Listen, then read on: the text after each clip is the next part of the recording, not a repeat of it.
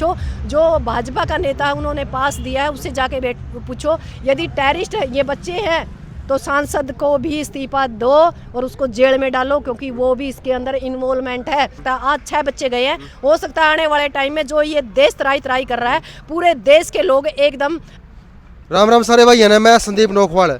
भाई नीलम अब अकेली कूद रही, नीलम को लेकर खाप पंचायत और किसान संगठन सपोर्ट में आ चुके हैं। देख सकते हैं भाई, हजारों की संख्या में किसान यहाँ पर बैठे हुए हैं। क्योंकि शाम का मामला है, किसान संगठन के बड़े बड़े नेता नीलम को सपोर्ट करने उतर रहे हैं। तो इस बारे में इनसे बातचीत करूंगा कि आखिर क्या फैसला इन मामले को लेकर लिया है। नमस्कार जी। नमस्कार जी। तो आप सपोर्ट करने पहुंच गए नीलम को? नहीं, नीलम मेरी दोस्त है और लगातार धरने प्रदर्शनों में हम साथ रहे हैं।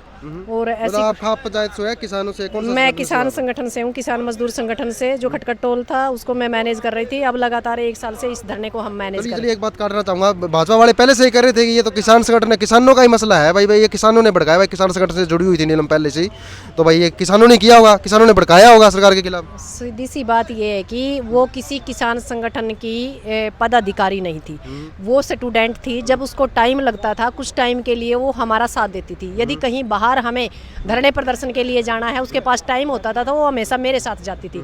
और रही बात किसानों की, वो किसान परिवार से नहीं, वो मजदूर परिवार से आती है, वो BC कैटेगरी से आती है। उसके पापा हलवाई हैं और जब भी उनको टाइम लगता था तब वो आती थी। वो क्रांतिकारी विचारों की है, अम्बेडकरवादी है। ये कह सकते हैं कि वो भगत सिंह को पढ़ती थी, सर छोटू राम को पढ़ती थी। और व्यवस्था परिवर्तन नहीं, सत्ता परिवर्तन नहीं, व्यवस्था परिवर्तन करेंगे, इस मुहिम पे मैं और नीलम जी साथ काम कर रहे थे। पर हालात ये हुए कि 1-1.5 महीने पहले हमारी बात हुई थी, उसके बाद बात नहीं हो पाई। क्योंकि हमारा यहाँ एक प्रिंसिपल का मामला था, मैं उसके अंदर ज़्यादा इन्वॉल्वमेंट थी, उसी के अंदर मैं बिजी थी, कुछ मेरे पर्सनल काम थे, तो मेरी बात नहीं हो पाई। ये सिर्फ कल वीडियो आई तभी हमें पता चला कि इतना बड़ा मामला हो गया। जबकि बात ये है कि जो कुछ कह रहे कि आतंकवादी है, संसद में चूक है, ऐसा कुछ नहीं है। ये एक किस्म का आंदोलन ही था जो हम लगातार 4 साल से सड़कों पे लड़ रहे थे। मजदूर, किसान, व्यापारी, कर्मचारी, कोई इसकी आवाज़ सरकार सुन नहीं रही थी। तो सरकार को हिलाने के लिए, समझाने के लिए उन्होंने एक किस्म का आंदोलन का तरीका बदला। वो आंदोलन ही कर रही थी, किसी को नुकसान पहुँचाने का कोई मकसद नहीं था। नहीं, एक बात और सोचने वाली है, 13 दिसंबर को ही ऐसा फैसला क्यों लिया नीलम ने?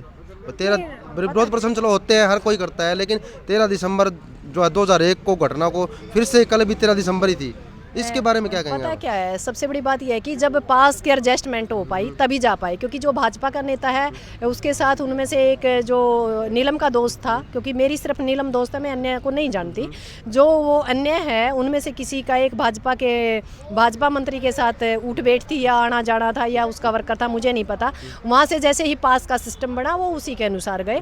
ऐसा कोई दिन की ऐसी मुझे नहीं लगता भाई ऐसा कुछ है। जो बड़ा मीडिया जिसको हम गोदी मीडिया कह सकते हैं, इनका मतलब ये है, क्योंकि पीछे हम प्रोटेस्ट कर रहे थे जब फसल के बारे में, तब भी कह रहे थे आतंकवादी है। इन लोगों ने तो भगत सिंह को भी आतंकवादी बना रखा आज तक।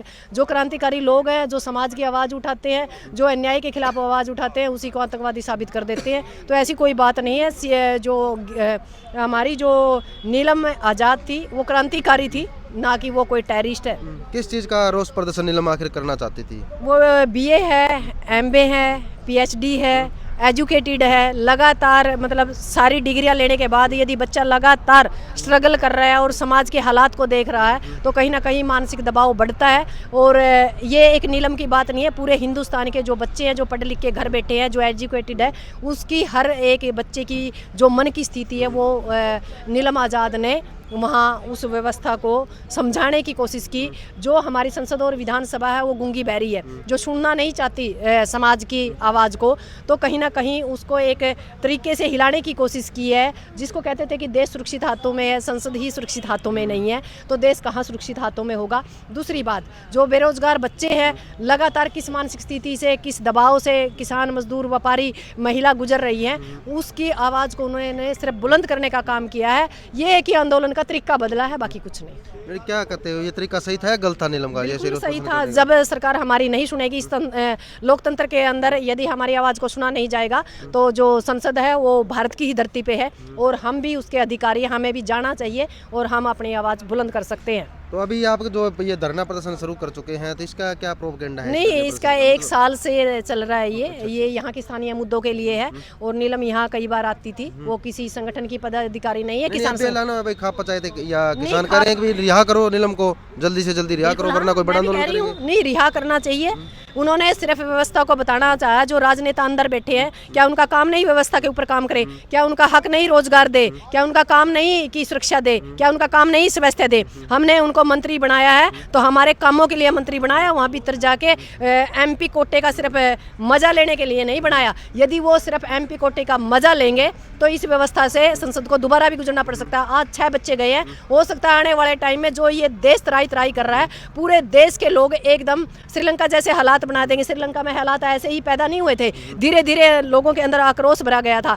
जैसे हमारा देश आज़ाद हुआ था तब भी 2 तरह के लोग थे, भाई गर्म दल के और नरम दल के। यदि लोग इसी तरीके से ये सरकार हमें दबाने की कोशिश करती रही, हमारी आवाज़ नहीं सुनी, सिर्फ वोटों के लिए भेड़ बकरियों की तरह हमारा इस्तेमाल किया गया, तो आवाज़ सुनानी पड़ेगी। क्योंकि भगत सिंह को भी आज तक आतंकवादी कहते हैं, पर उसने गलत कुछ नहीं किया था। वही बात नीलम ने कुछ गलत नहीं किया। नीलम ने सिर्फ एक हमारे समाज की आवाज़ थी जो संसद के अंदर सुनाने की कोशिश की। क्योंकि जो संसद और विधानसभा है हमारी आजकल बेलगाम है, और इसको लगाम डालने के लिए कुछ ना कुछ तो करना हमारी मजबूरी है। मतलब आप ऐसा करना चाहिए, मीडिया स्टंट था भाई, ये जो स्टूडेंट के जो मुद्दे हैं ये ताकि दुनिया को पता चले। नहीं, मीडिया स्टंट क्या है? मीडिया तो दिखाई नहीं रही। जो गोदी मीडिया वो तो गलती मैसेज दे रही है, वो सही दे ही नहीं रही। हम तो आज भी गोदी मीडिया से यहाँ से भी हमने अपील की है कि नीलम और उसके साथियों को आज़ाद किया जाए, जो UPA की धारा लगाई है उसको हटाया जाए, और जो गोदी मीडिया है वो सच्चाई दिखाए, ना कि जो ये बेमतलब के आडंबर बना रहे हैं। जिस दिन आतंकवादी आएगा वो बम ऐसे नहीं फोड़ेगा, दूसरी तरह के बम फोड़ेगा, और किसी को कूदने की थप्पड़ मारने का मौका कोई नहीं देगा। ये तो जो संसद की सुरक्षा हमें चूक है, वो संसद के जो सुरक्षा कर्मी हैं उनसे जाके पूछो। जो भाजपा का नेता उन्होंने पास दिया है उससे जाके पूछो। यदि टेररिस्ट ये बच्चे हैं तो सांसद को भी इस्तीफा दो और उसको जेल में डालो, क्योंकि वो भी इसके अंदर इन्वॉल्वमेंट है। 152 का उसके ऊपर भी केस लगता है, वो भी आतंकवादी है। फिर भाजपा अपने मंत्री को क्यों बचा रही है? यदि ये आतंकवादी है तो आतंकवादी वो भी है फिर। जी तो देख सकते हैं भाई, इन्होंने आपके सब सवालों के जवाब दिए कि जिस प्रकार से जो ये चूक मानी गई है, सुरक्षा में चूक, इसमें जो है भाजपा जो MP है जिन्होंने पास जारी किया, या जो सिक्योरिटी लेयर को जिस प्रकार से उन्होंने क्रॉस किया, जिस प्रकार से स्मोक बग अंदर पहुंचे, तो इसको लेकर एक सुरक्षा की चूक तो है ही। साथ साथ में जो एक जो है नीलम यहाँ पर एक तरह का जो है प्रदर्शन करना चाहती थी कि किस प्रकार से जो देश के अंदर बेरोजगारी बढ़ रही है, इस चीज़ को लेकर सामने लेकर आना चाहती थी। और अभी जो नीलम को न्याय दिलाने के लिए यहाँ पर जो है किसान और खाप पंचायतें लगातार नए फैसले ले रही। कुछ नया फैसला आएगा तो आपको बताएंगे, लेकिन अभी तक फिलहाल यही फैसला लिया गया है कि खाप पंचायत व किसान नीलम के साथ में है और जल्द से जल्द रिहाई की मांग कर रहे हैं। इसके बारे में देश क्या सोचता है, आप अपने विचार कमेंट कर सकते हैं। बने रहिएगा HBN 24 न्यूज़ के साथ। जय हिंद।